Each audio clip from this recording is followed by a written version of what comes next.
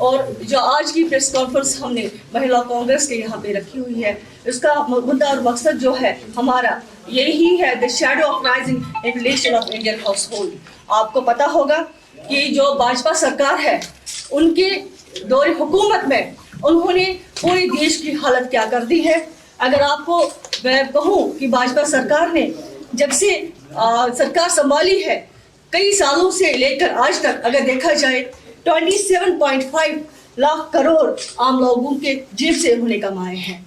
और जबकि सरकार का काम होता है कि लोगों के हित में काम करना, लेकिन भाजपा सरकार ने वो काम किया है जो पूरे मुल्क को बर्बाद कर दिया है अपनी नाकस पॉलिसियों की वजह से। और उसकी नाकस पॉलिसियों की वजह से महंगाई जो है आसमान छू गई है। और ये हमारी सिर्फ जम्मू कश्मीर की ही बात नहीं है, पूरे मुल्क की बात है। अगर हम बात करेंगे बिल्कुल महंगाई की, आप देख लीजिए, अगर हमारा एलपीजी गैस होगा और अगर हमारी ग्रोसरीज का देखेंगे, ऑयल का देखेंगे, पेट्रोल डीजल का देखेंगे, जो इसका सीधा सा असर पड़ता है हम महिलाओं पे पड़ता है कि महिला ही का जो है हर एक घर को चलाने वाली महिला होती है। और महिला के ही शाने पे सबका जो पूरी फैमिली का लोड होता है। और महिला किस दौर से इस वक्त गुजर रही है, ये हमारे लिए, हमारे भाजपा सरकार के लिए बहुत शेम की बात है। अगर आप देखेंगे हमारा एलपीजी गैस जो हमारा था, हमारे दौरे हुकूमत में वो 415 रुपए में हम दिया करते थे, और जब हमने 430 में कर दिया तो स्मृति ईरानी जी ने बहुत हाहाकार मचाई, गैस सिलेंडर को सर पे रख के बिल्कुल प्रोटेस्ट किए। लेकिन आज भाजपा सरकार कहाँ है, और उनको देखना चाहिए कि आज वही गैस सिलेंडर 1050 रुपए में वो देते हैं। अगर हम बात करें हमारे बिल्कुल ग्रोसरीज की, अगर हम बात करेंगे हमारे ऑयल की, जो हमारा मस्टर्ड ऑयल है, आजकल पहले जो 100 रुपए में 190 में होता था, आजकल वो 100 रुपए में मिलता है। अगर हमारा जो हमारा रिफाइंड ऑयल था लगभग 120 में मिलता था, आज जो 150 में मिलता है। अगर हम बिल्कुल सब्जियों की बात करें, ग्रोसरी की बात करें, टमाटर की बात करें, वो सिर्फ 30 में मिलता था, आज वो 80 रुपए में मिलता है। आज अगर हम देखेंगे, हम प्याज की बात करेंगे तो वो भी 20 से लेकर हमारे 40 रुपए तक छू गई है। और अगर हम बात करेंगे बिल्कुल पेट्रोल डीजल की, वो तो उससे ज्यादा छू गई है। अगर हम बात करें बिल्कुल दाल, सब न्यूट्रिशन खाते हैं, प्रोटीन्स खाते हैं, उसमें अगर दाल के हम देखेंगे पहले हम 70 थे, आज वो 90s हो गए हैं। अगर और जो दूसरी भी दाल देखेंगे वो पहले 100 रुपए की, आज 130 की हो गई है।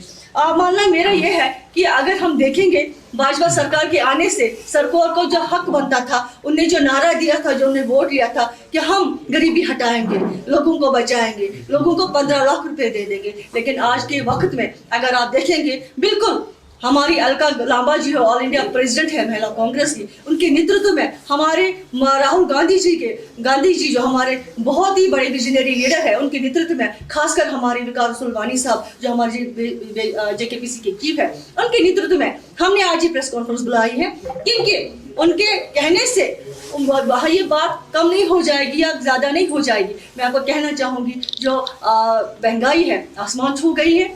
आप सबों का भी हक बनता है, मेरी मीडिया भाइयों का भी, ये बात आगे तक ले जाने का, क्योंकि देश किसी जगह अगर देखेंगे बिल्कुल बुराई की तरफ जा रहा है। अगर हम वुमेन एम्पावरमेंट की बात करें, वुमेन एम्पावरमेंट में उन्होंने एंटरप्रेन्योर्स का जो कल मोदी जी ने बड़ा बिल्कुल तकरीर किया था, एनआरएल की स्कीम है, उम्मीद की स्कीम है, और बांडीपोरा से हमारी एक बहन ने कहा था बड़ी आश्वासन से, वो हमने किया है। तो लेकिन मैं आपको याद दिलाना चाहती हूँ प्रेस के माध्यम से, हमारी जब सरकार थी तो राहुल गांधी जी ने बड़गाम के एक स्टेडियम में इस स्कीम का बिल्कुल उद्घाटन किया था, जिसका हिस्सा मैं भी थी, और हमारी उमर अब्दुल्ला थी, हमारे साथ हमारी सरकार थी, उसका उद्घाटन हम लोगों ने किया था। और हमारी स्कीम में ये नाम बदल के ऐसे कर रहे हैं तो वो गलत बात है। मैं इनका ये कहना चाहूंगी, अगर एम्पावरमेंट के लिहाज से कहेंगे, इनकी भाजपा सरकार ने इतना किया है कि बाहर से महिलाओं को ला के यहाँ पे उन्होंने एंटरप्रेन्योरशिप का बोलबाला किया है। एंटरप्रेन्योरशिप का ऐसा है कि क्या हमारे यहाँ कोई महिला नहीं थी जो इसको हम एंटरप्रेन्योर बनाएंगे, जिसको हम लोन दे के बिल्कुल सेल्फ सस्टेन करें, हैंडीक्राफ्ट में, इंफॉर्मेशन टेक्नोलॉजी के सेक्टर में, हमारे बिल्कुल एग्रीकल्चर के सेक्टर में हमारी महिला पेश है, बहुत इंटेलिजेंट है जम्मू कश्मीर की महिलाएं। क्या जरूरत है बाहर से लाने की और उनके बड़े बड़े मॉल्स में शॉप्स देने की और उनको रिहेबिलिटेट करने की? क्या पहला फर्ज नहीं है तो जम्मू कश्मीर के महिलाओं को रिहेबिलिटेट करना? ये मेरा कहना है। और मैं कहूंगी जो उन्होंने आज तक हमारी महिलाओं के साथ किया है, वो कभी मुझे लगता है तवारीख भाजपा गवर्नमेंट को कभी माफ नहीं करेगी। अगर आपने देखा होगा भाजपा ने, मैं इससे पहले एक बात कहना चाहूंगी, उन्होंने जो हमारे एंटरप्रेन्योर्स है, भाजपा ने बड़े बड़े लोगों को कर्जे माफ किए, 10 लाख करोड़ के रुपए माफ किए। क्या भाजपा हमारे उन आर्टिजन्स का लोन माफ नहीं कर सकती? केसीसी लोन माफ नहीं कर सकती? किसानों का लोन माफ नहीं कर सकती है? वो क्यों? बड़े बड़े जो इंडस्ट्रियलिस्ट है उनका 10 लाख करोड़ रुपए माफ किए हैं, उसके लिए भी तवारीख भाजपा सरकार को कभी माफ नहीं करेगी। अगर हम महिलाओं की बात करें, महिलाओं को सशक्त करने के लिए जो उन्होंने बोला है कि बेटी पढ़ाओ बेटी बचाओ का जो है नारा दिया है, मुझे लगता है आज के दौर में बेटी बचाओ का नारा बेटी रुलाओ का नारा बन गया है, क्योंकि हमारी बेटी कहीं सेफ नहीं है। आप मणिपुर की बेटी की बात करें तो आपने देखा होगा उसको अभी तक न्याय नहीं मिला, और हमारी भाजपा सरकार अभी तक चुप है। चाहे वो महंगाई हो, चाहे वो किसी की एसेंसिएशन हो, उसमें वो बिल्कुल चुप है। अगर आप देखेंगे, आपने देखा बनारस में एक छात्रा जो थी उसके साथ बीजेपी के लोगों ने क्या व्यवहार किया था, कैसे उसको गैंग रेप किया गया था, और जो वो भाजपा सरकार के आईसीआईटी सेल के ही लोग थे जिसको आइडेंटिफाई किया बिल्कुल सीसीटीवी कैमरा ने। क्या भाजपा ने उनको आज तक कभी इंसाफ दिया है?